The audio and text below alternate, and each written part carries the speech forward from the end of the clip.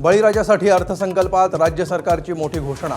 पात्र शेतकऱ्यांना 2 लाखांपर्यंत कर्जमाफी तर नियमित कर्जफेड करणाऱ्यांना 50,000चा प्रोत्साहनपर लाभ।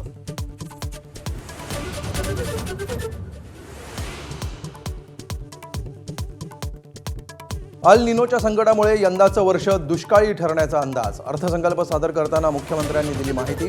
शेतकऱ्यांच्या चिंतेत भर।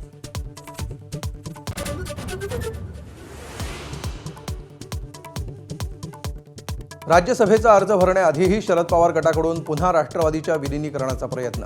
अजित पवारांच्या नेत्यांकडून सकारात्मक प्रतिसाद न मिळाल्यानं शेवटचा प्रयत्नही फोल, सूत्रांची माहिती।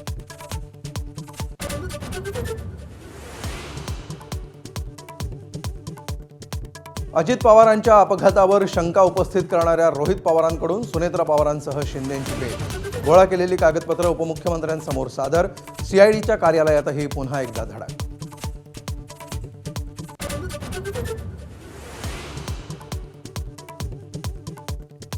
मराठा समाजाच्या 12 लाखांहून अधिक लोकांना कुणबी प्रमाणपत्रांचं वाटप। राज्यात 48 लाख मराठ्यांच्या नोंदी सापडल्याची राधाकृष्ण विखे पाटील यांची माहिती।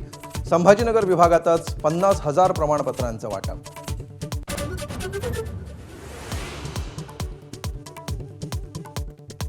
इस्रायल-इराण युद्धाची झळ भारतालाही। स्वयंपाकाच्या गॅसचा तुटवडा निर्माण होण्याची शक्यता तर व्यावसायिक सिलेंडरच्या नव्या ऑर्डर न घेण्याच्या कंपन्यांना डीलर्सना सूचना।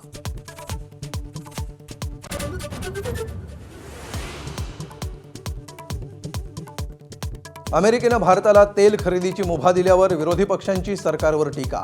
परवानगी गुलामाला दिली जाते, संजय राऊत यांचा निशाणा तर निर्णयावर राहुल गांधींचाही वार।